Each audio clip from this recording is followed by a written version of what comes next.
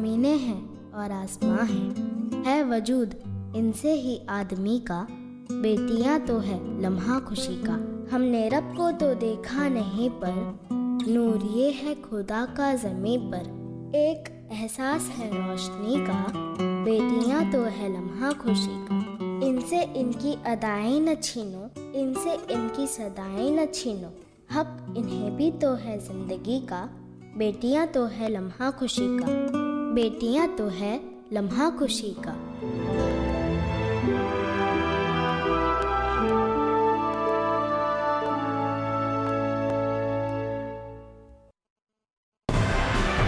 Budget 2017 की सबसे विश्वसनीय कवरेज, जनता की उम्मीदें, सरकार के कदम, नामी विशेषज्ञों के सबसे बड़े पैनल के साथ हर पहलू का सटीक विश्लेषण।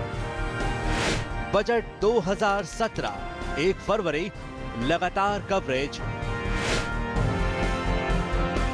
सिर्फ डीडी न्यूज पर।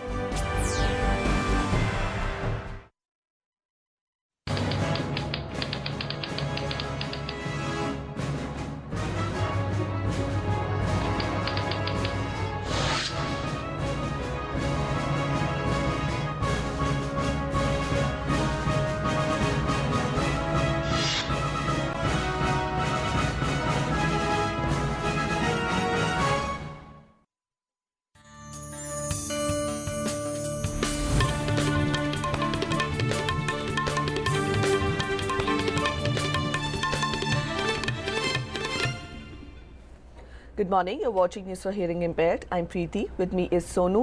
Our top stories first. First part of the budget session of Parliament begins today. President Pranab Mukherjee to address joint sitting of the two houses. Prime Minister Narendra Modi urges for smooth functioning of Parliament.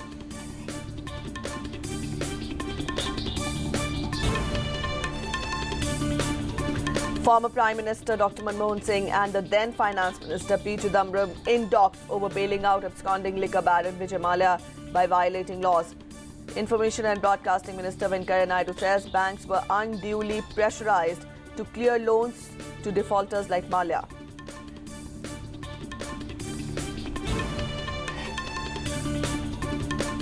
Campaigning hits top gear in 5 poll-bound states. BJP President Amit Shah to hold rally in Goa.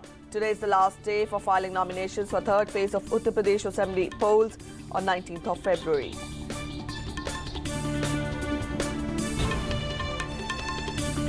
Giving more relief to the common man, Reserve Bank of India lifts limits on daily cash withdrawal from ATMs and current accounts from tomorrow. Withdrawal limit of 24,000 per week from saving banks account, however, to continue. 26/11 Mumbai terror attack mastermind and Jamaat-ud-Dawa chief Hafiz Saeed and 4 others placed under house arrest in Lahore.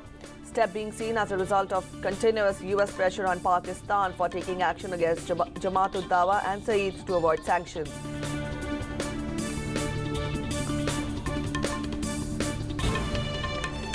Internal pressure on US President Donald Trump mounts over his order banning travel for 7 Muslim majority nations. State of Washington announces a legal challenge to the ban, becoming the first state to officially take on the executive order.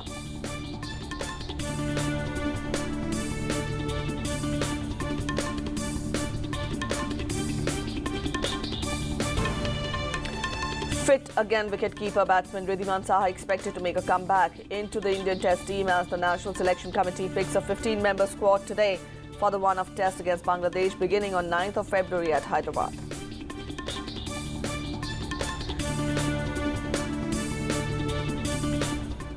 Those are the top stories. We'll get to the news in detail now. The budget session of Parliament will begin today.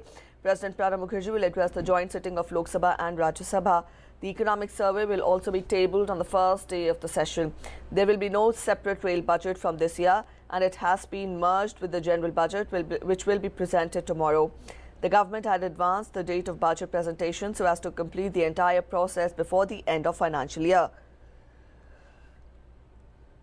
Earlier yesterday, 2 all-party meets were held on Monday to pave the way for smooth and productive budget session of Parliament starting the next day. One called by the government and the second called by Speaker Sumitra Mahajan. Prime Minister Narendra Modi has also appealed to all that Parliament should be allowed to function. The first part of the budget session has been scheduled from 31st of January to 9th of February.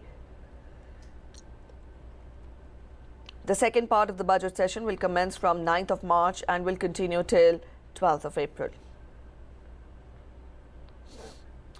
Declared fugitive from law, Vijay Mallya and the dark shadow he cast by defaulting on bank loans worth thousands of crores has now engulfed Congress and its erstwhile UPA government.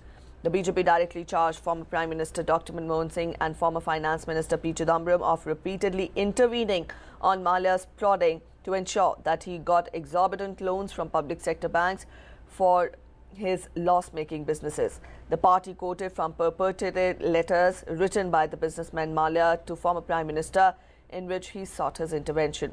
Information and Broadcasting Minister Venkaiah Naidu said that the banks were unduly pressurized to clear loans for defaulters like Mallya. Both the UPA leaders have defended their actions. Election fever is at its peak in Punjab and Goa, which go to polls on the 4th of February. Political leaders from BJP and Congress, besides regional parties, are out in the field to woo their voters.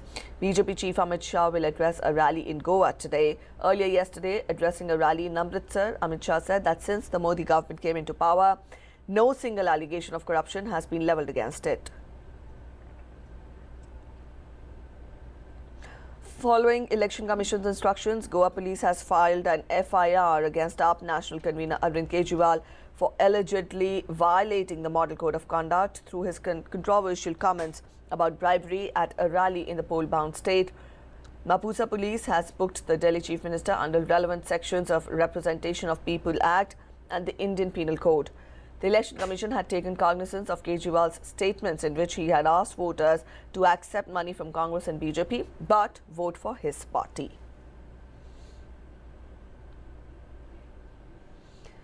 Today is the last day for filing of nominations for the third phase of polling in Uttar Pradesh. In the third phase, 69 assembly seats spread over 12 districts will go to polls. The last date of withdrawal is 4th of February. Polling in the state will be done in 7 phases between 11th of February and 8th of March, and counting of ballots will take place on 11th of March. In a big relief to people, RBI has announced lifting of restrictions on daily withdrawal of money from ATMs with effect from Wednesday, and has also withdrawn all limits on current accounts and overdraft accounts with immediate effect. In a circular to the banks, the RBI, however, said that the weekly limits of 24,000 rupees on savings bank accounts will continue. It said it is also considering to withdraw this limit in the near future. The RBI urged all banks to encourage their constituents to sustain the movement towards digitization of payments and also switching over of payments from cash to non-cash mode. At least 7 workers died after inhaling poisonous gas while cleaning a tank at a factory in Maharashtra's Latur district. Some workers fell unconscious while cleaning a tank at an oil mill at Maharashtra Industrial Development Corporation. A few others climbed down into the tank to check on them but did not come out. They died after inhaling poisonous gas. A probe in the matter has been initiated. Pakistan on Monday ordered Hafiz Saeed, accused by United States and India of masterminding the 2008 attacks on Mumbai that killed 166 people, to be placed under house arrest. An Interior Ministry source confirmed Saeed and other men are under house arrest and on the exit control list, meaning they could not leave the country. Saeed was at Masjid-e-Qudsiya Chauburji in Lahore when the police descended there to implement the order of detention issued by Punjab Province's Interior Ministry yesterday, in pursuance to a directive from the Federal Interior Ministry. The authorities have put Saeed and 4 others under detention under the Anti-Terrorism Act.